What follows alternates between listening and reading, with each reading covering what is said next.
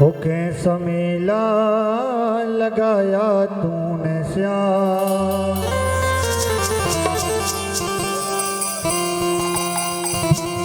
सारी धरती जपे तेरा नाम।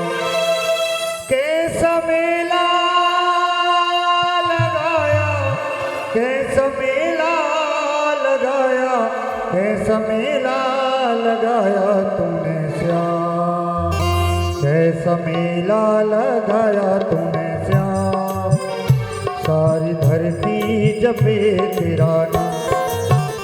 कैसा मेला लगाया तूने श्याम, सारी धरती जपे तेरा नाम। कैसा मेला लगाया, कैसा मेला लगाया, कैसा मेला लगाया तूने श्याम, कैसा मेला लगाया तूने श्याम, सारी धरती जपे तेरा नाम। कैसा मेला लगाया तूने श्याम, सारी धरती जपे तेरा नाम।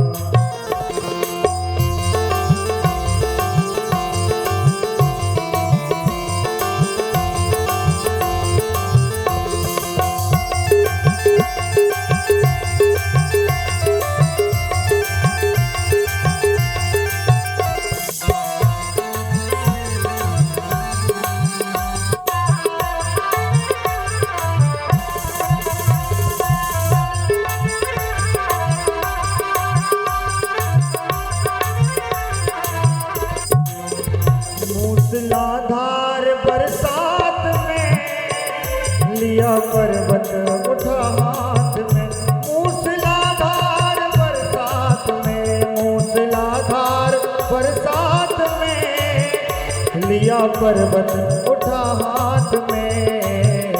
आए ब्रजवासी, आए ब्रजवासियों के काम, आए ब्रजवासियों के काम, जपे तेरा नाम। कैसा मेला लगाया तूने श्याम, सारी धरती जपे तेरा नाम।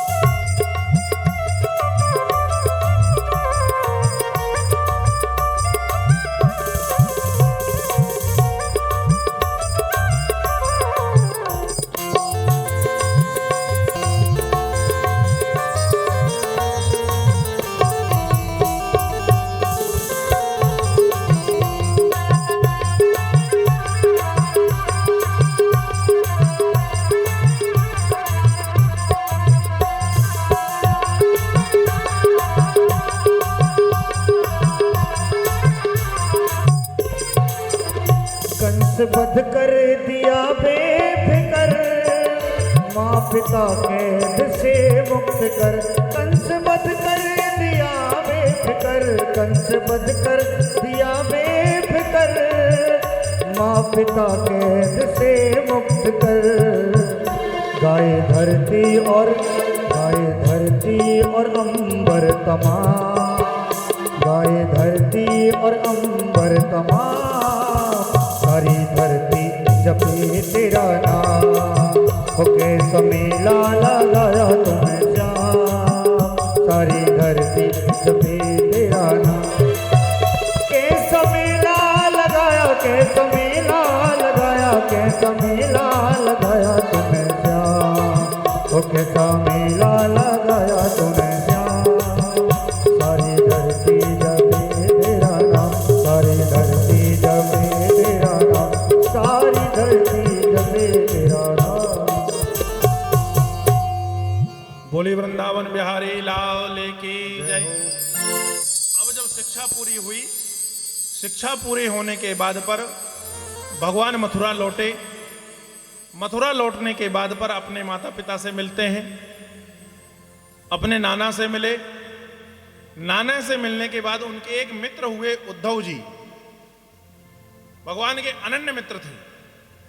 उद्धव जी के बारे में कहा जाता है कि ये बड़े ज्ञानी थे, ज्ञान मार्गी संत हुए। कहा ज्ञानी थे, शास्त्रों का बड़ा ज्ञान था। कहा क्यों? कहा इतने बड़े ज्ञानी थे कि ये देवगुरु बृहस्पति के श्रेष्ठ शिष्यों में से एक हैं। देवगुरु बृहस्पति के सबसे प्रिय शिष्य हैं उद्धव जी। तो अब देवगुरु बृहस्पति जो यज्ञ मीमांसा के वेदों के आचार्य हों, उनका प्रिय शिष्य होना सामान्य बात नहीं है। तो ज्ञानी मार्ग के संत थे। तो ज्ञानी मार्ग के होने के बाद एक दिन ये जो है रात्रि काल पर शाम के समय कृष्ण के कमरे में जाते हैं। तो जब ये कृष्ण के कमरे में गए, देखिए भैया, भक्त भर भगवान को याद नहीं करता, भगवान भी भक्त को याद करता है। आज जब ये कृष्ण के कमरे में जाते हैं तो क्या देखते हैं कि कृष्ण जो है वह मुंह छुपाकर सिराने पर रो रहे हैं और उनकी आंखें लाल हो गई हैं। ऐसा लग रहा है जैसे कृष्ण बहुत देर से रो रहे हों। तो इन्होंने कृष्ण को हिलाया। कृष्ण ने अपने मुंह को पोंछते हुए देखा। उद्धव जी चकित हो गए। कहा रे कन्हैया, तू रो रहा है? कहा तू क्यों रो रहा है? कृष्ण ने कहा कि उद्धव, मुझसे ब्रज विसरत नहीं। हे उद्धव, मुझसे ब्रज विसरत नहीं, मैं ब्रज को नहीं भूल पा रहा हूं। कहा वो नाना प्रकार की गोपियां जो हैं वो बड़े बिना पढ़ी लिखी जरूर थी, पर मुझसे जो है वह यथार्थ प्रेम करते थे। और हमारे गुरुजी एक बात कहते थे कि जहां पर प्रेम ज्यादा होता है ना, वहां भाषा मर्यादा खो देती है। वहां भाषा मर्यादा खो देती है। शिष्टाचार दूसरों के साथ होता है, ठीक है ना। जहां ज्यादा प्रेम हो वहां तुम और ते वाली बातें होने लगती हैं। तो कन्हैया के साथ सारी गोपियां ऐसी बात करती हैं, रे कान्हा, रे कलुआ, रे ग्वाला। तो ये प्रेम की भाषा थी। तो कन्हैया वही याद करके आज रो रहे हैं। कहा यहां 56 प्रकार का भोग है, राज्य से सारे सुख हैं, ऐश्वर्य हैं, सोने के जो हैं वह रथ हैं, घोड़े की सुंदर सवारी है, लेकिन मुझे ब्रज याद आ रहा है। और कहा मैं इसलिए भी विलाप कर रहा हूं कि जो यशोदा मुझे अपने सीने से लगा कर रखती थी, मेरा लालन पालन किया, मेरे पैरों पर एक कंकड़ नहीं गड़ने दिया, वह यशोदा नाना प्रकार का उत्तम माखन मुझे खिला के पाली, जिसने अनेक प्रकार से लाड़ लड़ाया, वह यशोदा की मुझे बहुत याद आ रही है। कहा मैं आज अपनी माँ को बहुत याद कर रहा हूं, मैं अपने पिता नंद बाबा को बहुत याद कर रहा हूं, मेरे सखा, और कहा गोपियों की बड़ी याद आ रही है। तो उद्धव जी ने कहा कि क्या चाहते हो? कहा मैं एक तो उनकी खबर चाहता हूं कि वे मेरे वियोग में कैसे होंगे, और दूसरी बात मैं ये चाहता हूं कि कोई चला जाए, गोपियों को समझा दे, भाई मुझसे प्रेम करना थोड़ा कम कर दें, और प्रेम जो है कम हो जाएगा तो वह जीवन अच्छे से अपना निर्वाहन कर पाएंगी। उद्धव जी ने कहा इसमें बड़ी बात क्या है, मैं बहुत ज्ञानी हूं। उद्धव को अपना ज्ञान पर बड़ा अहम था इस समय। कहा मैं जिसे चाहूं उसको समझा सकता हूं। कन्हैया तुम चिंता मत करो, मैं ब्रज जाऊंगा, मैं ब्रज जाऊंगा। और गोपियां जो है भगवान से इतना अथाह प्रेम करती हैं कि भगवान के लिए वह किसी भी हालत पर जा सकती हैं, कैसे भी जो भी है, वह पाप करने से भी नहीं चूकती। कई बार कथा आती है एक बार कि एक बार भगवान जब विवाह हो गया, नाती नतरा वाले हो गए, तो भगवान एक बार जो है वह कुंभ स्नान के लिए गए, सपरिवार गए, अपनी 16,108 पटरानियों को ले गए, अपने पुत्र पौत्रों को ले गए, और पुत्र पौत्रों के साथ पर वह जो है प्रयाग पर कुंभ नहाने गए। उस समय ये गोपियां भी नंद बाबा यशोदा के साथ पर सारी ब्रज की गोपियां गई थी। अचानक कुंभ में मिलन हो जाता है। तो भगवान जब द्वारिकापुरी बसा चुके थे, द्वारकापति थे, राज सिंहासन के साथ भगवान जाते हैं, तो भगवान का अलग तंबू लगा हुआ है, नाना प्रकार के जो हैं अनुचर भगवान की सेवा कर रहे हैं, और वहां पर भगवान बैठे हुए हैं। अलग अलग तंबुओं पे उनकी रानियां हैं, 16,108 रानियां हैं, पर उतने ही नाते नतनी हैं, पर पौत्र पुत्र हैं, बड़ा पूरा परिवार भगवान जो है कुंभ नहाने के लिए गए। गोपियां जो हैं, जैसे हम और आप कुंभ जाते हैं ना भैया, तो गंगा जी नहाने के बाद क्या करते हैं, कहते हैं भैया यहाँ पर संतों के तंपाल लगे हुए हैं, संतों के जो है तंबू लगे हुए हैं, चलो दर्शन कर लेते हैं। कहते हैं कि नहीं कहते हैं? नाना प्रकार का बाजार आता है, चलो बाजार देख लेते हैं। कुंभ में अनेक प्रकार के साधु संत आए हैं, उन्हें देख लेते हैं। अखाड़ा आते हैं, चलो अखाड़ा का दर्शन कर लेते हैं। यही करते हो कि नहीं? वैसे ही गोपियों ने भी किया। गोपियों ने जो है कहा चलो देखते हैं किस किस के टम्पाल लगे हुए हैं, किस किस के तंबू लगे हैं। तो भगवान का विशाल काय तंबू लगा हुआ था। द्वारिकाधीश हैं, बैठे हुए थे सिंहासन पर। गोपियां जैसी निकली, एक गोपी ने कहा अरे ये तो अपना कन्हैया है। अरे कहा अपना कलुआ सिंहासन में बैठा है। दूसरे ने कहा अरे चलो बुलाओ रे। तो जब गोपियां उस तरफ दौड़ी तो कन्हैया ने भी देखा, तो कन्हैया सिंहासन जो है छोड़कर उन गोपियों के पास आ गए। अब ग्वाल वाले जो हैं घेर कर बैठ जाते हैं। कोई गोपी भगवान के सिर रख लेती है सिर पर, कोई भगवान के बालों में हाथ फेरने लगती हैं, कोई चुम्बन करने लगी, कोई ने अंगवस्त्र खींच लिया, किसी ने कहा बड़ी सुंदर माला पहना है तो उस माला को खींच लिया। ग्वाल वाल आ गए, कोई नाचने लगे, कोई गाने लगे।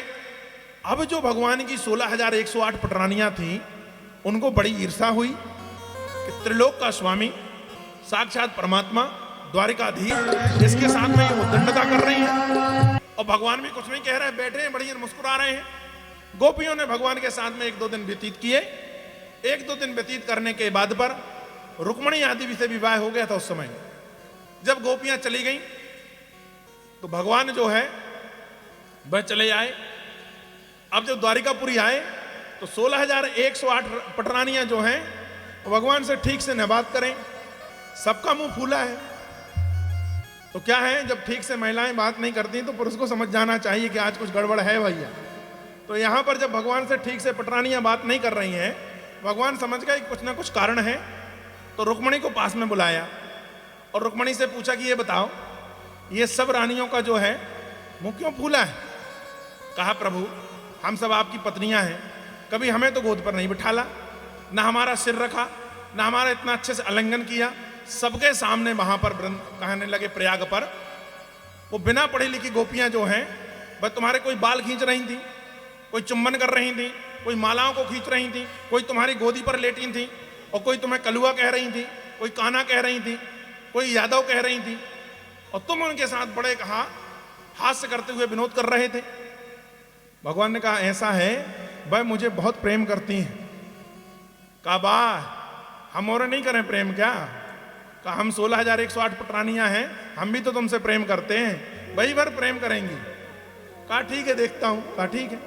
दूसरे दिन भगवान श्री कृष्ण ने जो है बहाना कर लिया कि मेरे पेट में बड़ा दर्द है, मैं आज भोजन नहीं ग्रहण करूंगा। कहा आज मैं भोजन नहीं करूंगा। कहा क्यों?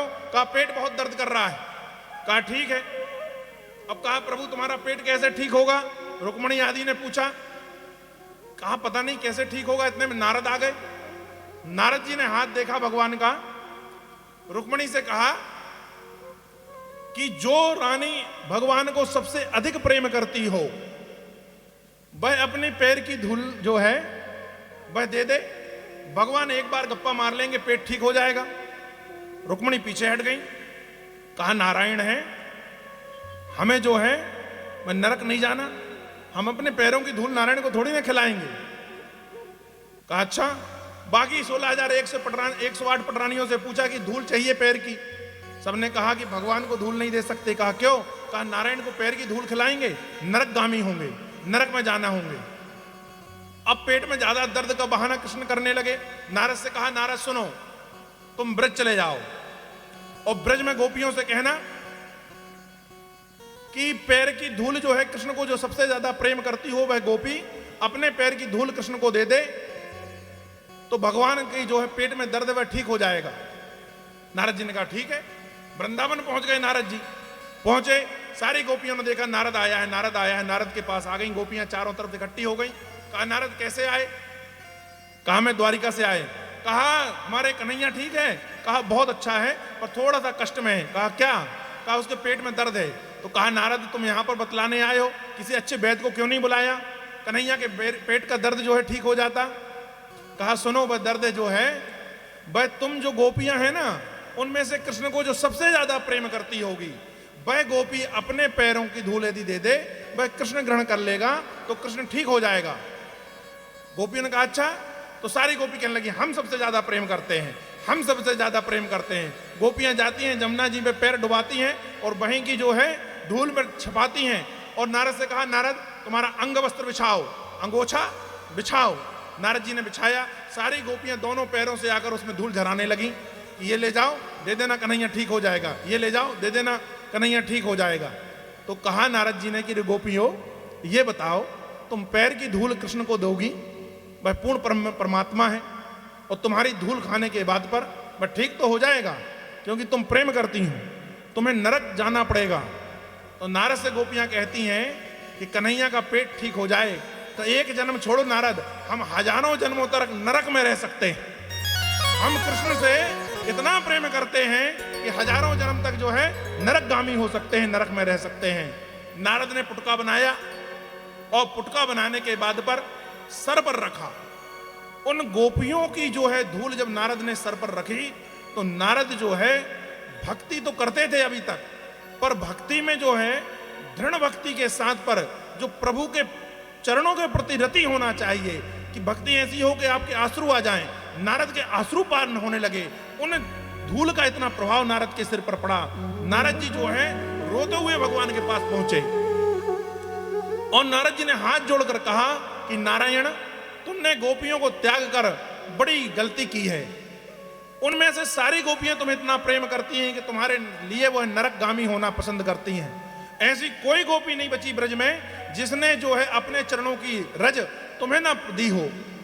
भगवान ने कहा ठीक है, इसलिए तो मैं गोपियों को जो है मैं भजता हूं, लाओ मुझे ये रज दो। नारद जी ने पूरी रज को मिलाया, मिलाने के बाद भगवान को दी। भगवान ने पान कर गए, पान करने के बाद पेट ठीक हो गया। अब रुक्मणी के तरफ देखा, कहा देखा इतना अंतर है गोपियों में और तुम में। तुम जो सोचती हो कि पति मरे तो मरे पर नरक ना जाना पड़े, गोपियां ऐसी नहीं सोचती। गोपियां सोचती हैं कृष्ण जो है ठीक रहे, हम नरक चले जाएं तो चले जाएं। कहा ठीक है, कहा हां। अब जो है रानियों को आभास हुआ कि गोपियां सही में कृष्ण को हमसे ज्यादा प्रेम करते हैं, इसलिए कृष्ण जो है वहां पर जो है उनके साथ पर कीड़ांगन में कीड़ा करने लगे थे। कहा ठीक है, यहां उद्धव जी कृष्ण से कहते हैं मैं जाता हूं गोपियों को समझाने के लिए। कहा ठीक है, कहा मैं उनको ब्रह्म ज्ञान दूंगा। कहा ब्रह्म ज्ञान जब उन्हें दूंगा तो वह ब्रह्म ज्ञानी हो जाएंगे, और ब्रह्म ज्ञानी हो जाएंगे तो उनका शोक चला जाएगा। उद्धव जी ने सुंदर जो है रथ सजाया और रथ जो है लेकर वह ब्रज पहुंचते हैं। शाम का समय है, शाम के समय पर जब वह वहां पर पहुंचे, रथ को लगा दिया है, नंद बाबा से मिले। नंद बाबा को ऐसा आभास हुआ जैसे कृष्ण उनसे मिलने आ गया हो, और जैसा कृष्ण उनसे मिलने आए ऐसा उन्हें आभास हुआ। नंद बाबा ने उतना ही स्वागत किया जितना कृष्ण का करते। उनका स्वागत करने के बाद पर कृष्ण की कुशलता पूछे। कहा मथुरा में कुशल ठीक है। कृष्ण ठीक है, बलदाऊ ठीक है। कहा ठीक है महाराज। अब रात्रि हुई, प्रातः काल जो है वह जब देखते हैं कि एक रथ खड़ा हुआ है, गोपियों ने देखा। कहा रथ किसका है? कहा ऐसा ही रथ अक्रूर लेकर आया था। तो इस बार भी कहा अक्रूर आया है क्या? कहा पता नहीं कौन आया है। कहा इस बार क्या लेने आया होगा? पिछली बार तो कृष्ण को लेकर गया है, अब क्या देखने आया है कि कृष्ण के ना होने पर जो है वह हमारे प्राण हैं कि चले गए, यही देखने आया होगा। इस प्रकार से नाना प्रकार से बातें जो हैं वह करती हैं गोपिका। पता चला उद्धव जी उतने में निकल के आए तो उद्धव जी का शरीर वैसे ही था जैसा कृष्ण का हो, हूबहू कृष्ण जैसे लगते थे। और गोपियों से मिलने ही उद्धव जी आए थे। हाथ पर जो है एक पत्र लेके आए थे कृष्ण का कि गोपियां मुझे ज्यादा याद मत करना, और मैं उद्धव जी को तुम्हें समझाने के लिए भेजता हूं। नाना प्रकार की उसमें बातें लिखी थी। भाई भोजपत्र का जो पत्र है वह उद्धव जी हाथ में लेकर गोपियों की तरफ बढ़े। गोपियां भी दौड़ी चली आई, उन्हें लगा कृष्ण आ गया है। जब पास में आकर देखी तो कहा कृष्ण नहीं है, कृष्ण जैसा दूसरा है। उद्धव जी ने राधा सहित गोपियों को प्रणाम किया और कहा कि मैं उद्धव हूं, भगवान श्री कृष्ण का मित्र हूं। कृष्ण ने संदेश लेकर तुम्हारे पास पहुंचा है। कहा संदेश कहां है? तो जैसे ही भोजपत्र का वो पत्र खोला, सारी गोपियां उसमें झपट पड़ी और उसके छोटे छोटे टुकड़े करके बांट ली। अब जो है वह पत्र फट गया उद्धव जी खड़े रह गए।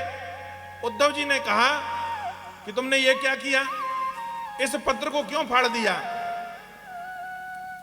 बैठ जाओ भैया, थोड़ा जल्दी कर लिया करो, और जब बाद में आओ तो जहां स्थान मिले वहां बैठ जाया करो। भगवान की कथा आगे से सुनो या पीछे से फल एक सा ही देगी। यहां पर जो है सब बराबर होते हैं, कोई वीआईपी नहीं होता, और खासकर हमारे मंचों पे तो होता ही नहीं है ना। इससे कथा को डिस्टर्ब होता है, लोगों को भी डिस्टर्ब होता है। बोलिए जय श्री कृष्ण। तो कहा कि वह पत्र को फाड़ दिया।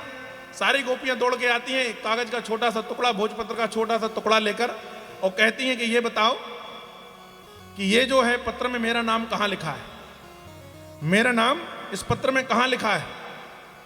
तो कहा कि इस पत्र में तुम्हारा नाम नहीं है। तो कहा ये पत्र क्यों लेके आए? कहा ये तुम्हें समझाने के लिए लाए थे, मैं तुम्हें ब्रह्म ज्ञान देना चाहता हूं। तो गोपियां हंसने लगीं। वो कहा उद्धव मन न भये 10-20, उद्धव हमारे 10-20 मन नहीं है, एक हतो तो गयो श्याम संग को आधारे ईस, उद्धव मन न भये 10-20। कहा मन जो है वो 10-20 नहीं है, जो अनेक अनेक जो है मनों से हम कोई एक ईश्वर मतलब ब्रह्म को ध्यान करें, किसी मन के कृष्ण को ध्यान करें, ऐसा नहीं हो सकता। का एक ही मन था, वह हमने श्री कृष्ण के चरणों में लगा दिया। उद्धव नाना प्रकार से समझाते हैं, गोपियां उन्हें ही भक्ति का रस दे देती हैं। जब उद्धव गए थे तो अहम लेकर गए थे ज्ञान का, और जब वहां से लौटे तो गोपियों से भक्ति का रस लेकर लौटे। उद्धव वहां से रोते हुए आए, कई महीनों की यात्रा हुई, कई महीनों बाद उद्धव लौटे, पर जब लौटे ना और मथुरा आए तो रोते हुए आए, और कृष्ण से आकर कहते हैं कि कन्हैया, उन गोपियों को त्याग करके तूने अच्छा नहीं किया, वो तेरे प्रेम में बड़ी पागल है, और उन्होंने मुझे जो है, मैं बड़ा अहम से गया था ज्ञान लेकर, लेकिन जब मैं वहां से लौट कर आता हूं तो मैं ये देखता हूं कि मुझे खुद प्रेम से भर दिया। ऐसा उद्धव का उद्धार जो है गोपियों ने कर दिया, और उसे भक्ति का रस प्रदान कर दिया। बोलिए उद्धव महाराज की जय। अब यहां पर कृष्ण जो है वह मथुरा पर रहते हैं। वहां जो अस्थि और प्राप्ति कंस की जो पत्नियां थीं, वह कंस के मरने पर अपने पिता के घर गईं, अर्थात मगध नरेश के यहां पर पहुंची। मगध पहुंची जरासंध के पास।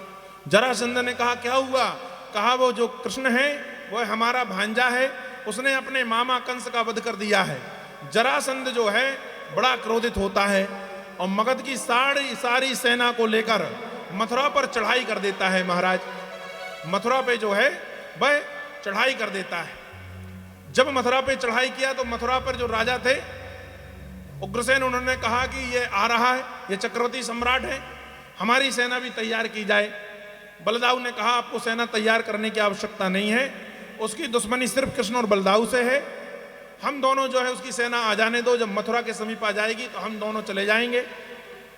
बहुत समझाया वासुदेव को और उग्रसेन को, कहा ठीक है। जब सेना पास में आई तो जरासंध ने भी एक पत्र जो है मैं मथुरा में पहुंचाया और कहा हमें मथुरा के नरेश से, मथुरा की सेना से कोई लेना देना नहीं है, हमें 2 बालक जो बलदाऊ और कृष्ण है उन्हें प्रदान कर दो। भगवान एक सुंदर रथ पर बैठकर प्रातः काल जो है बाहर आ जाते हैं और भगवान ने जो है खेल खेल पर ही बलदाऊ जी के साथ पर जरासंध की 23 यक्षोणी सेना को मार डाला। बलदाऊ जी जोर से अपने हल से जो है वह खींच लेते हैं जरासंध को। हल को किनारे रखने के बाद पर उसको जो है बगल पर किनारे पर दबा लेते हैं। भगवान श्री कृष्ण जाके हाथ छुड़ाते हैं कि रहने दो भैया, इसको नहीं मारना है। कहा क्यों नहीं मारना है? कहा जे हमारे मामा का ससुर है, हमारे मामा का ससुर है और इस नाते यह भी हमारा नाना है। और कहा इसकी मृत्यु अपने हाथ में नहीं है, इसको मैं किसी और के हाथ मराऊंगा। कहा और दूसरी बात, इसको छोड़ दो, ये छत्री है, परास्त हो जाएगा तो इसके अहम को ठेस लगेगी और जब अहम को ठेस लगेगी तो फिर से सेना लाएगा। तो नाना प्रकार के जो राक्षस हैं उन सबको लेकर, पापी राजाओं को लेकर ये हमारे पास पुनः आएगा और हम जो है इसका फिर बाद में इसके साथ लाए हुए जो है पापी राजा उनका वध कर देंगे। अपन कहां ढूंढने जाएंगे? कृष्ण ने बलदाऊ जी को समझाया। बलदाऊ जी को समझाने के बाद पर जो है कृष्ण ने जैसे ही समझाया बलदाऊ जी ने छोड़ दिया। अपमानित समझकर जो है जरासंध लौट जाता है। जरासंध ने 17 बार आक्रमण किया है मथुरा पर, और हर बार 23 यक्षोणी सेना लेकर आया है। जब भगवान से परास्त हुआ 17 बार, तो 18वीं बार जो है, आज का जो आपका यमन है, आज का जो इस्लामिक कंट्री है यमन, वहां का राजा था काल यवन, उसे बुलाया, और काल यवन को जो है वह आशीर्वाद था। आशीर्वाद यह था, काल यवन के सामने कोई टिकता ही नहीं था, चाहे कोई हो। काल यवन को आशीर्वाद था कि काल यवन जो है शिव का प्राप्त वरदान था कि जो उसके सामने आएगा वो परास्त हो जाएगा। तो काल यवन से मित्रता की और काल यवन को बुलाया। यवन का राजा काल यवन आया, उसने कहा क्या बात है? जरासंध ने कहा तुम्हारे साथ पर मैं संधि करना चाहता हूं, और संधि की शर्त यह रहेगी कि मेरा शत्रु जो है वो मथुरा में रहता है कृष्ण, उसका वध जो है वह तुम कर दो। कहा ठीक है, मेरे सामने तो कोई टिकता ही नहीं। आया, जब वह काल यवन आया, भगवान भी जो है सेना को आते हुए देखकर बाहर आ गए मथुरा के। बलदाऊ जी जरासंध से लड़ने लगे, जरासंध के साथ जो सैनिक आए थे उनसे लड़ने लगे। काल यवन कृष्ण की तरफ बढ़ा, कृष्ण ने खेल खेल में पीछे हटना प्रारंभ किया, और हटते हटते मथुरा की दूसरी तरफ ले गए जिस तरफ वन था, और वन के तरफ ले गए और दौड़ लगा दी। अब काल यवन कहता है, रे कन्हैया, मैंने तो सुना था तू बड़ा वीर है और तू कभी पीछे नहीं हटता, चोरों की भांति भाग रहा है, तू तो रणछोड़ हो गया। तो भगवान का एक नाम यहां पर रणछोड़ भी पड़ गया कि रण को छोड़कर भगवान कृष्ण भागे। कन्हैया कहने लगे आजा मेरे पीछे। थोड़ी दूर जाके खड़े हो जाते हैं, काल यवन फिर जाता है, थोड़ा और आगे चल के कन्हैया खड़े हो जाते हैं, काल यवन फिर जाता है। ऐसा करते करते छकाते छकाते काल यवन को ले जाते हैं। एक गुफा थी महाराज मथुरा के पास में जंगलों पर, जहां पर मानधाता के पुत्र जो हैं मुचकुंद सोए हुए थे। ये सूरवंशी राजा हैं मुचकुंद, और ये मानधाता के पुत्र थे। इन्होंने इंद्र की सहायता की थी। देवासुर संग्राम 10,000 वर्ष तक चले हुए देवासुर संग्राम पर बिना किसी निद्रा के, बिना किसी रुके हुए मुचकुंद ने जो है युद्ध किया था। इसलिए देवासुर संग्राम समाप्त होने के बाद मुचकुंद जो है वह थक गए थे। तो मुचकुंद से इंद्र ने कहा आपने हमारी बड़ी मदद की है, आपके कारण हम देवासुर संग्राम विजय प्राप्त कर पाए, वरदान मांगो, क्या वरदान चाहते हो? तो कहा महाराज मैं 10,000 वर्ष तक लड़ते लड़ते थक गया हूं, शरीर जो है अब विश्राम चाहता है, मैं चाहता हूं कि जब तक मैं चाहूं जब तक सोऊं। कहा ठीक है, और कहा यदि कोई मेरी निद्रा पर विघ्न डाले तो उसको मैं देख दूं तो वह जल जाए। कहा ये वरदान देते हैं। इंद्र ने यह वरदान दे दिया था। कहा ठीक है। तो वही मुचकुंद सोया था, और कब से सो रहा था? सतयुग से सो रहा था। त्रेता बीच में निकल गया, और अब क्या आ गया? कहा द्वापर का लास्ट है, द्वापर का अंतिम छोर चल रहा है। वही मुचकुंद जो है वह सो रहा था। भगवान यह भेद जानते थे, भगवान वहीं चले जाते हैं, और भगवान वहां जाकर क्या करते हैं? भगवान ने जो अपनी पीतांबरी थी, भगवान का जो अंग वस्त्र था, वो जहां पर मुचकुंद सोया हुआ था मुचकुंद के ऊपर डाल देते हैं, और भगवान छुप गए। अब मुचकुंद के ऊपर जो है वस्त्र डला हुआ देखकर पीछे से काल यवन आता है। काल यवन ने देखा कि अरे, कहा कन्हैया रण छोड़ कहीं के, मुझे छोड़कर आकर यहां छुप कर सो रहा है। और एक लात मारी महाराज, एक लात मारी, और अनेक प्रकार से जगाने लगा, धक्का देने लगा। उसके प्रहार से जो है वह मुचकुंद उठ जाते हैं, और मुचकुंद उठकर बैठे, आंखों को खोला। जैसे ही आंखों को खोला, उससे निकलने वाली जो दिव्य ऊर्जा है वह कालियावन के ऊपर पड़ी, और कालियावन जो है मृत्यु को प्राप्त हो गया। बोलिए वृंदावन बिहारी लाल के। कालियावन जो है वह मर गया। अब कालियावन के मरने के बाद कृष्ण लौट आए, मथुरा में प्रवेश किया। मथुरा में प्रवेश करने के बाद पर कालियावन से कहते हैं, अपने नाना से कहते कि नाना देखो हमारे कारण तुम्हें बड़ा कष्ट होता है, कोई ना कोई जो है राजा हमसे शत्रुता रखेगा और बार बार मथुरा पर जो है आक्रमण करेगा। तो रात में भगवान श्री कृष्ण ने इस प्रकार सोचकर और योग माया को बुलाया, भगवान विश्वकर्मा को बुलाया, और कहा कि समुद्र से जगह मांगकर मेरे लिए एक सुंदर जो है नगर का निर्माण करो। भगवान ने द्वारिकापुरी का निर्माण कराया। द्वारिकापुरी, अलकापुरी और सुलंका ये शिल्पीकार विश्वकर्मा ने बनाई थी। और इसके बाद पर पांडव लोगों के लिए इंद्रप्रस्थ भी विश्वकर्मा ने बनाया है मैदानों की सहायता से। ठीक है, तो विश्वकर्मा ने द्वारिकापुरी बनाई। द्वारिकापुरी पर सारे यदुवंशियों के साथ पर भगवान जो है वह चल देते हैं। यहां पर जो है मथुरा पे जरासंध आग लगा देता है और उसके जाने भगवान श्री कृष्ण जो है वह बलदाऊ के साथ पर नष्ट हो गए। पर जो है श्री कृष्ण जी जो हैं वह द्वारिकापुरी चले जाते हैं। द्वारिकापुरी पहुंचे, सुंदर ब्राह्मणों को बुलाकर द्वारिकापुरी में वास्तु पूजन कराया और द्वारिकापुरी पर रहने लगे। एक दिन क्या होता है द्वारिकापुरी पर कि विशाल काय राजा आता है। भगवान श्री कृष्ण और बलदाऊ जी उसके कमर कमर से आ रहे हैं, कमर कमर से आ रहे हैं। और वह जो है राजा आया। यह राजा जो है इसका नाम है रेवत। यह सतयुग का राजा था और सतयुग में अपनी पुत्री रेवती के लिए जो है वर की तलाश करता है। जब से वर नहीं मिलता तो ये अपनी पुत्री का हाथ पकड़ता है और सीधे ब्रह्मलोक को चला जाता है। और ब्रह्मलोक पहुंचकर वहां पर क्षणिक थोड़ी देर के लिए खड़ा होता है। ब्रह्मा की दृष्टि इस पर पड़ी। कहा, रेवत तुम यहां पर कैसे आए? कहा, महाराज तुमने मेरी पुत्री के ललाट पर कोई वर नहीं लिखा है। ब्रह्मा जी ने कहा, रे मूर्ख, तूने यहां पर जितने क्षण यहां व्यतीत किए हैं इतने पर तो पृथ्वी पर 2 युग बीत गए। कहा, सतयुग बीत गया और त्रेता बीत गया। तू जल्दी जा यहां से। जब तक तू वहां पहुंचेगा जब द्वापर का जो है वह अंतिम छोर होगा और वहां बलदाऊ जी और कृष्ण जो है, कृष्ण साक्षात परमात्मा है, बलदाऊ जी शेष अवतार हैं, उनसे तू शेष अवतार बलदाऊ जी से अपनी पुत्री का विवाह कर देना। रेवत वही राजा है। वहां जाकर द्वारिकापुरी में खड़ा होता है।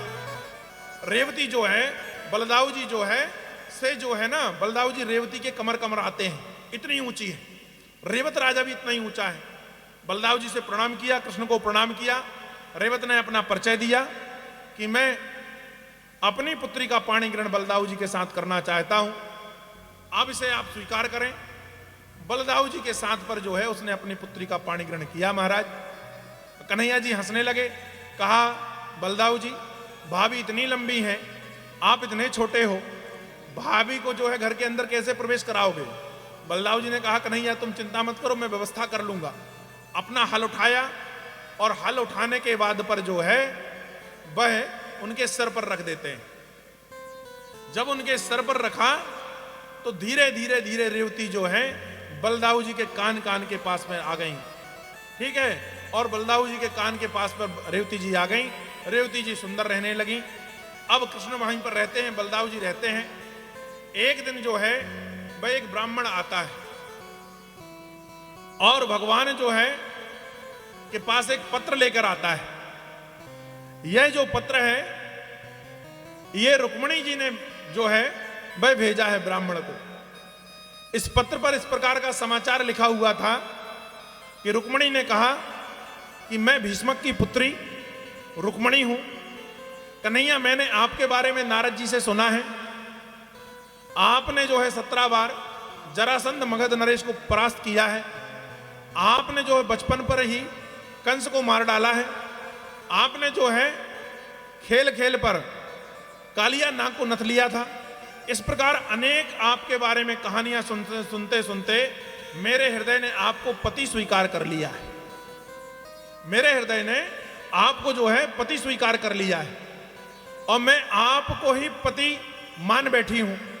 यदि तुम मुझे लेने नहीं आओगे तो कहा कि मैं अपने प्राणों का परित्याग कर दूंगी। मैं अपने प्राणों का परित्याग कर दूंगी। मेरे पिता जो हैं भीष्मक जो हैं वह तो चाहते हैं कि मेरा जो है विवाह तुम्हारे साथ हो। मैंने छुपके उनकी बातें सुनी हैं। वह अपने पुत्रों के साथ और हमारी माता के साथ ऐसा विचार कर रहे थे कि हमारी रुक्मिणी जो है वो लक्ष्मी जैसे स्वरूपवान है। उन्हें पता नहीं था कि ये लक्ष्मी ही है। रुक्मिणी जो है लक्ष्मी ही है। लक्ष्मी के 2 स्वरूप हुए हैं कृष्ण लीला पर, एक राधा का और एक रुक्मिणी का। क्यों? क्योंकि कहा भैया जब सीता जी ने भगवान राम के सामने लव कुश को सौंपा था। लव कुश जब अयोध्या आए थे और अयोध्या आने के बाद पर लव कुश ने राम गाथा सुनाई जो वाल्मीकि रचित थी, और भगवान राम से कहा कि हम ही तुम्हारे पुत्र हैं। तो राम मर्यादा में बंधे हुए कहने लगे कि प्रमाण क्या है कि तुम मेरे पुत्र हो। तो वाल्मीकि के सामने सीता ये कह दें, वाल्मीकि जी यदि कह दें और सीता कह दे कि लव कुश मेरे पुत्र हैं, राम ने कहा, तो मैं तुम्हें स्वीकार कर लूंगा। तो सीता जी अयोध्या आती हैं वाल्मीकि के साथ पर, और राम को जो है सौंपा लव कुश को। और सीता ने ये कहा, मन ही मन ये कहा पहले राम से कि राम, मैं तो ये चाहती हूं कि जब जब भी तुम यहां पर अवतार लेकर आओ तो तुम्हारे साथ में मैं आना चाहती हूं, लेकिन प्रभु जैसा कष्ट इस जीवन में मिला ऐसा कष्ट ना मिले। तो राम ने ही मन पर ही, मर्यादा पुरुषोत्तम थे, बाहर तो बोल नहीं सकते, मन ही मन आशीर्वाद दिया था कि अगला जन्म तुम्हारा जो होगा वो स्वच्छंद होगा। एक जो स्वरूप है वह पूर्णतः मर्यादा में रहोगी, रुक्मणी बनकर आओगी। एक स्वच्छंद स्वरूप जो है राधा का लेके आना कि जब बंसी बजे जब आप आ जाओ, वृंदावन में मिल लो, जमुना के किनारे मिल लो, जब आ जाओ जब मिल सकती हूं। तो सीता जी की यही दो स्वरूप हुए इस जन्म पर, राम का आशीर्वाद था। तो यह रुक्मणी जी साक्षात लक्ष्मी जी ही हैं। तो लक्ष्मी जी जो रुक्मणी है वह ये कहती हैं कि मेरे पिता जो हैं वह तो आपके साथ विवाह करने के लिए उद्यत हैं, तैयार हैं। तो माता से कह रहे थे कि कृष्ण जैसा वर कहां मिलेगा, और हमारी रुक्मणी साक्षात लक्ष्मी जैसे लगती है, और कृष्ण के बारे में सुना है कि वह नारायण है, तो हमें विवाह कर देना चाहिए। परंतु कहा मेरा जो बड़ा भाई है रुक्मी ना, वह विवाह नहीं करने देता। रुक्मी, रुक्मारथ, रुक्मबाहु और रुक्मकेश, रुक्मती, ये जो थे 5 जो है पुत्र थे महाराजा भीष्मक के, और एक पुत्री थी रुक्मणी। तो इनमें सबसे बड़ा जो रुक्मी था वह भगवान का विवाह रुक्मणी के साथ करना नहीं चाहता। वह कहता है मेरा मित्र है शिशुपाल, यह जो है पुण्य का नरेश है, मैं इसके साथ में रुक्मणी का विवाह करूंगा, अर्थात शिशुपाल के साथ करता है। और उसकी बात मेरे पिता को माननी पड़ी, अर्थात भीष्मक को माननी पड़ी। इसलिए मैं आपको पत्र लिखती हूं कि मेरा लगन तय हो गया है, मेरे यहां पर बारात आने वाली है। किसकी? कहा शिशुपाल की। ये पत्र में रुक्मणी जी ने लिखा है। कहा मैं चाहती हूं कि उनके आने के पूर्व तुम आ जाओ और मेरा हरण करके ले जा लो, मैं तुम्हारे साथ विवाह करना चाहती हूं। और यदि कृष्ण तुम नहीं आए तो कहा मैं अपने जीवन को समाप्त कर लूंगी, और कहा मैं तुम्हें मिलूंगी कहां वह भी लिख दे रही हूं कि जब मैं गौरी पूजन के लिए जाऊंगी तो मंदिर के पास से मेरा अपहरण कर लेना, मैं वहीं पर तुम्हें प्राप्त हो जाऊंगी। रुक्मणी का कृष्ण जी ने जो है पत्र पढ़ा, पत्र को रख देते हैं। पत्र को रखने के बाद कृष्ण ने ब्राह्मण देवता से कहा कि बैठो रथ पर, और रथ लेके चले। कहा लगन कब आएगा? कहा परसों आएगा महाराज। कृष्ण ने कहा कि परसों सुबह तक पहुंचना पड़ेगा। कहा हां ठीक है। कृष्ण पहुंचे। यहां पर सारी तैयारी जो है रुक्मणी के विवाह की हो जाती है। भीष्मक ने बड़े गहरे मन से विवाह के लिए तैयार हुआ। रुक्मी बड़ा खुश है कि मेरा मित्र मेरा आज से बहनोई बनेगा। मैं शिशुपाल के साथ अपनी बहन रुक्मणी का पाणी ग्रहण करूंगा। नाना प्रकार से नगर सजा हुआ है, बंधनवार वगैरह लगाए हुए, बारात का आगमन भी होने वाला है। शिशुपाल दूल्हा बन के आ रहा है महाराज।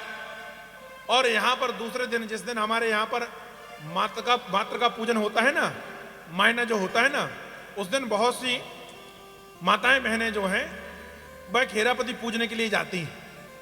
तो देवी पूजने का जो नियम है बड़ा पुराना है।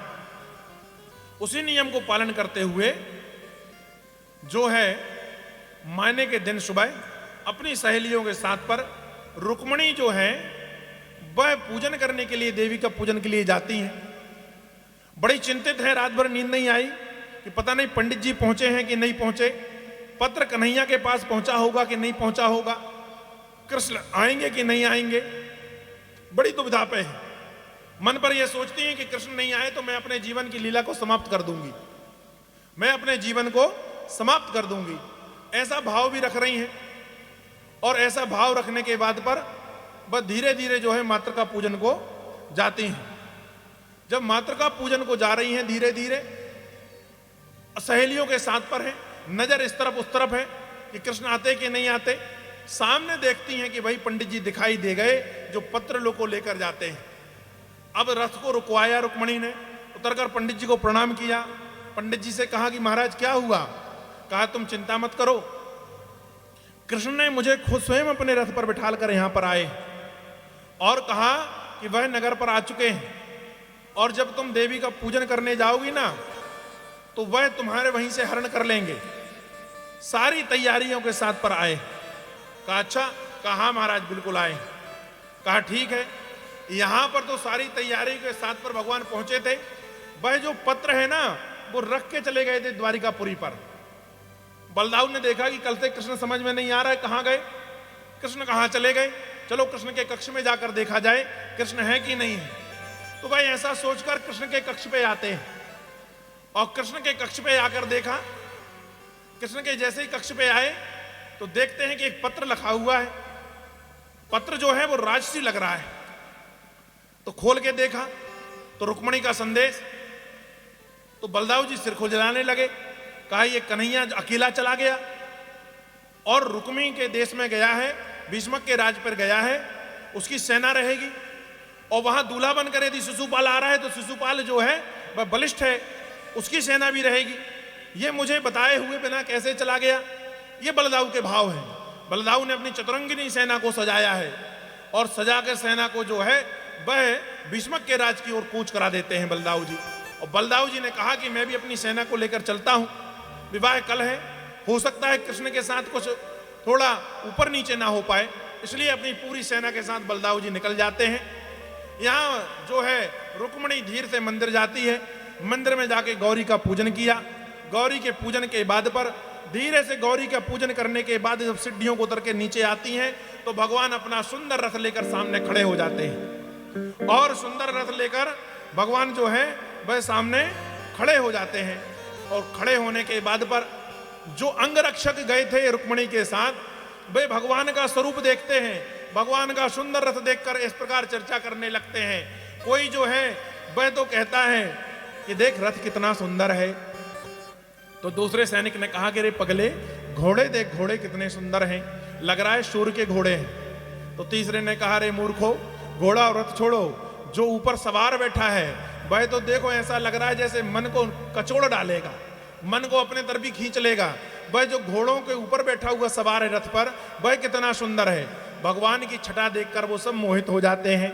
भगवान का रथ को ना रोका ना टोका, मंदिर के सामने रथ खड़ा है, भगवान खड़े हुए हैं। अब जब रुक्मणी बाहर निकली तो भगवान ने जो है हाथ पकड़ लिया रुक्मणी का और रुक्मणी का सुंदर हाथ पकड़ के और भगवान जो है रथ पर बिठा लेते हैं। बोले वृंदावन बिहारी लाल की जय।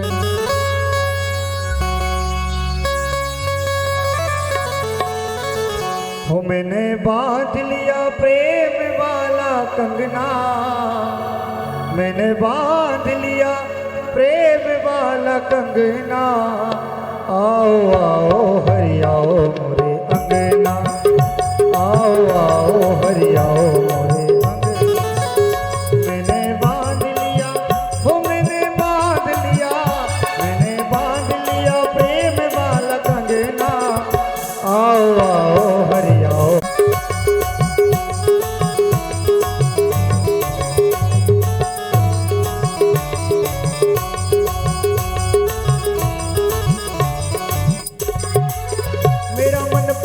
पाप करना तू छोड़ दे, सारी दुनिया से तोड़ तुझसे नाता जोड़ ले।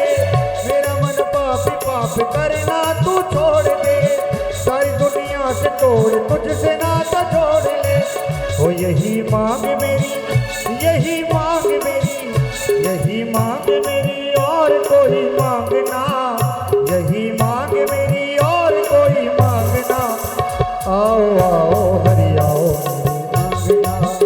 आओ आओ हरि आओ मेरे अंगना।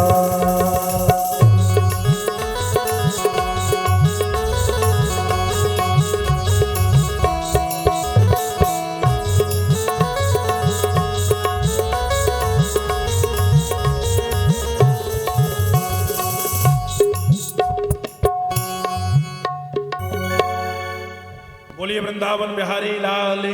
ये हमारी राजकन्या को कहाँ ले जाता है, हमारी राजकुमारी को कहाँ ले जाता है। भगवान जो है रथ पर बिठा कर चल दिए। सैनिक दौड़ते हुए जाते हैं। भीष्म से कहा कि आपकी पुत्री का हरण हो गया है। कहा एक सुंदर सा बालक, सुंदर सा युवक जो है वह आया, रथ को सुंदर रथ लेकर आया।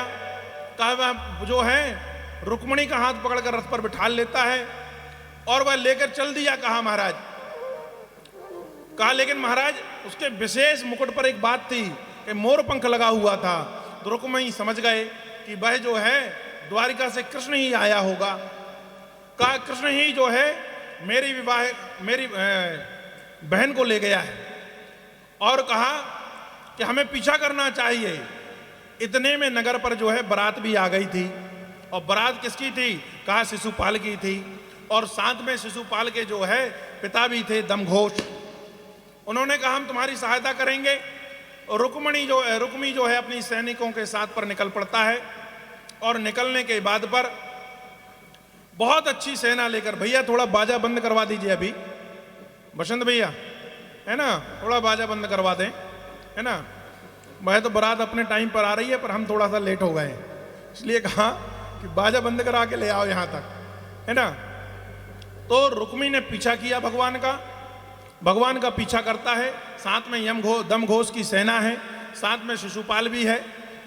भगवान कृष्ण को ये जो है पाने ही वाले थे कि बहुत सारी सेना लेकर वहां बलदाऊ जी पहुंच जाते हैं। बलदाऊ ने जो है दमघोष आदि के साथ पर युद्ध किया।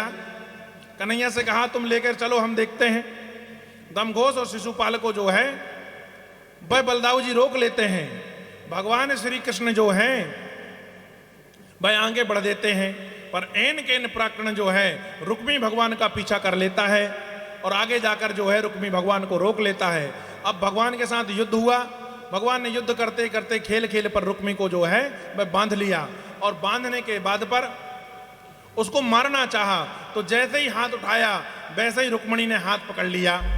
कहा प्रभु ये होने वाला तुम्हारा साला है, समझ गए, ये होने वाला तुम्हारा साला है। कहा ठीक है। हम आजू बाजू इसलिए देख रहे कि हमारे साले तो नहीं है, ससुराल पे ही बैठे हैं, नहीं तो उनको लगे कि हमें कह रहे हो, हम भगवान के साले की बात कर रहे हैं। तो कहा ये तुम्हारा होने वाला साला है, इसका वध मत करो। कहा ठीक है, इसका वध नहीं करते तो मुष्टिका बांधकर, पैरों को बांधकर जो है वह रुक्मी को डाल देते हैं। रुक्मी को जो है छोड़ दिया महाराज। कहा जाता है, कथा आती है, रुक्मी लौटकर जो है भीष्म की नगरी नहीं गया अपमान के कारण। रुक्मी वहां से जाकर एक नया सुंदर नगर बनाता है जिसका नाम भोजकट था। वही भोजकट अभ्रांश होकर भोपाल हुआ है बाद पर। वह रुक्मी द्वारा बनाया गया था। रुक्मी ने जो है एक नए नगर को बनाया। रुक्मी यहां से निकला। अब सुंदर जो है रथ पर रुक्मिणी को बिठाकर भगवान जो है वह द्वारिकापुरी आ गए। और द्वारिकापुरी जब आए तो यशोदा जो भगवान की मां थी, वसुदेव और देवकी को बड़ा खुश हुई। देवकी ने देखा क्योंकि भगवान का पहला विवाह है, भले गंधर्व रीति से हुआ, किसी को जबरदस्ती उठाकर ले आना, किसी का हरण लेके आना गंधर्व रीति से विवाह कहलाता है, पर यह भगवान का पहला विवाह है। भगवान जब रुक्मिणी को लेकर जो है द्वारिकापुरी आए तो रुक्मिणी का बड़ा स्वागत सत्कार जो है वह देवकी ने किया। वसुदेव बड़े प्रसन्न हुए, ब्राह्मणों को बुलाया और पंडितों को बुलाया। पंडितों को बुलाने के बाद पर आज कन्हैया दूल्हा बने हैं। आज दूल्हा बने हैं नंदलाल, ये जोड़ी का जवाब नहीं। आज दूल्हा बने हैं नंदलाल, ये जोड़ी का जवाब नहीं। भैया ये भगवान का विवाह उत्सव है। भगवान के सामने जो नाच लेता है उसे 84 योनियों में नहीं नाचना पड़ता। और देखिए भैया हमारा मंच बड़ा मर्यादित रहता है, लेकिन उत्सव में छूट रहती है। तो जिसे भी माताओं बहनों को नाचना हो, जिन्हें भैया बंधुओं को नाचना हो, वो नाच सकते हैं बढ़िया मधुर ध्वनि पर।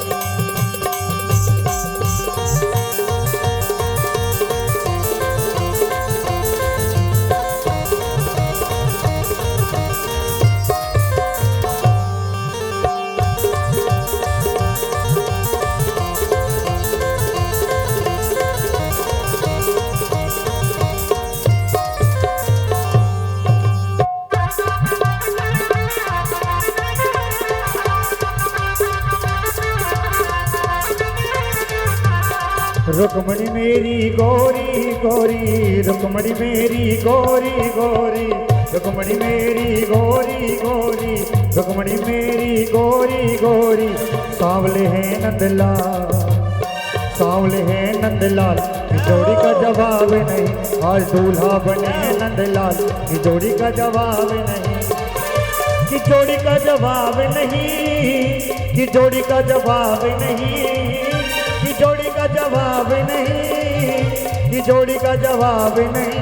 आज दूल्हा, आज दूल्हा, आज दूल्हा बने हैं नंदलाल, की जोड़ी का जवाब नहीं, दूल्हा बने हैं नंदलाल, की जोड़ी का जवाब नहीं।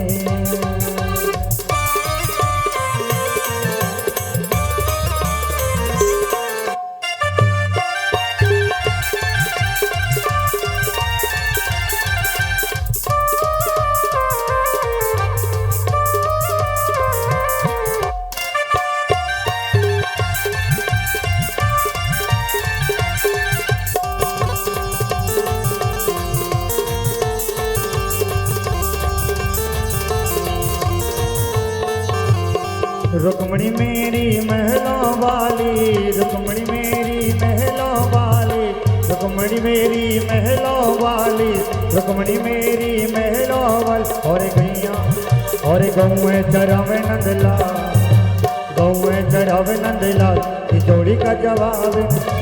एक हमारी राधा रानी, एक हमारी राधा रानी, तुझे बाके बिहारी सरकार। हमारे हमारे हमारे दो ही रिश्तेदार, हमारे दो ही रिश्तेदार।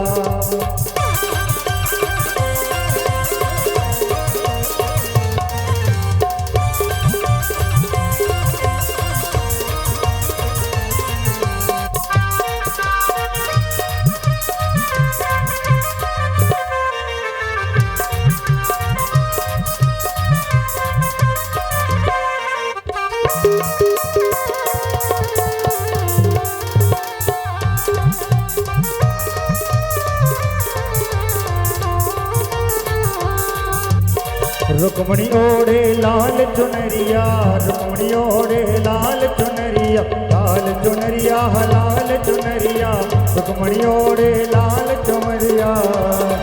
और काली कमरिया नंदलाल, और काली कमरिया नंदलाल, की जोड़ी का जवाब नहीं, आज दूल्हा बने हैं नंदलाल, की जोड़ी का जवाब नहीं।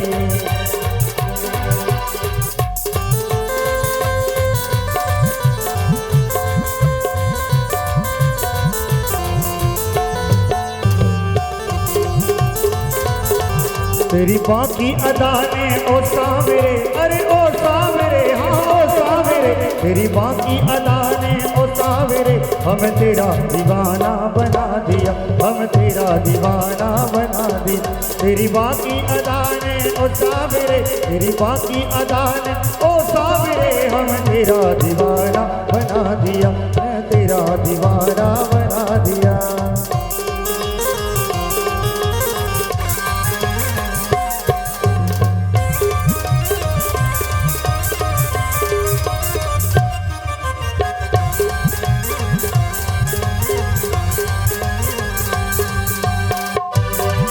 मेरे बाके बिहारी लाल हो,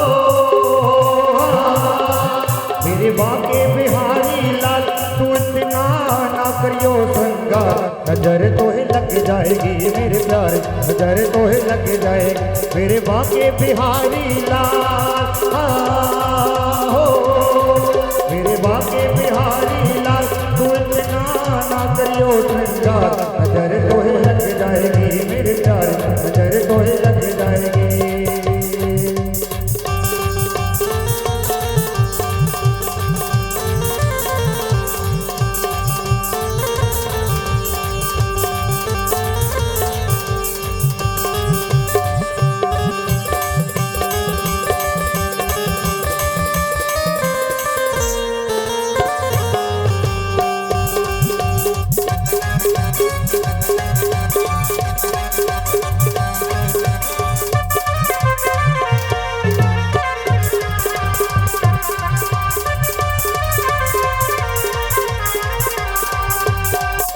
उनने ना लड़े मुरलिया वाले से, अब घर कैसे मैं जाऊं।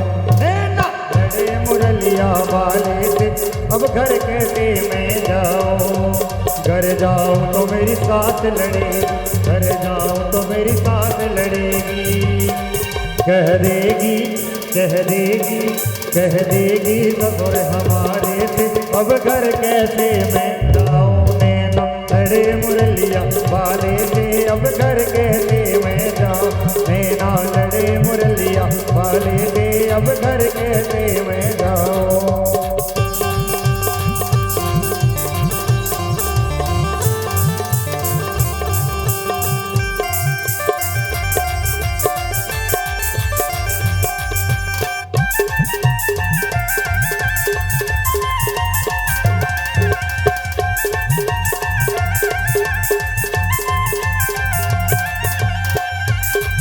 आज दूल्हा बने हैं नंदलाल की जोड़ी का जवाब नहीं। आज दूल्हा बने हैं नंदलाल की जोड़ी का जवाब नहीं। की जोड़ी का जवाब नहीं, की जोड़ी का जवाब नहीं, की जोड़ी का जवाब नहीं, की जोड़ी का जवाब नहीं। आज दूल्हा बने हैं नंदलाल की जोड़ी का जवाब नहीं। आज दूल्हा बने हैं नंदलाल की जोड़ी का जवाब नहीं। आज दूल्हा बने हैं नंदलाल की जोड़ी का जवाब नहीं। दूल्हा बने हैं नंदलाल की जोड़ी का जवाब नहीं।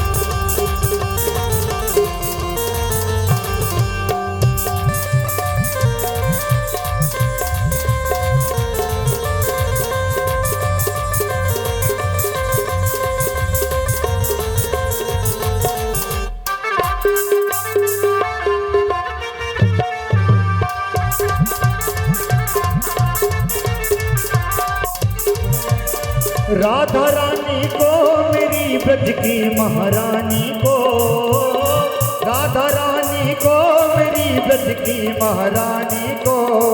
मिस्री से, मिस्री से, वो मिस्री से मीठो नाम हमारी राधा रानी को। मिस्री से मीठो नाम हमारी राधा रानी को।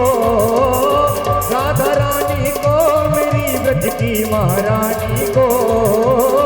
राधा रानी को मेरी ब्रज की महारानी को।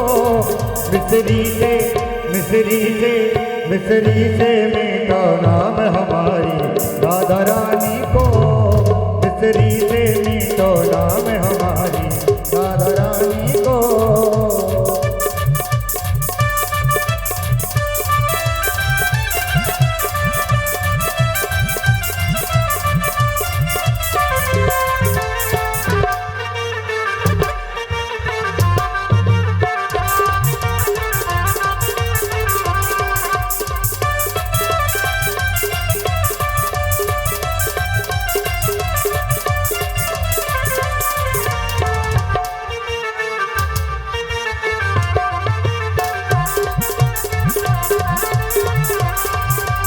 भैया बाजा बंद करा के जल्दी ले आइए, है ना।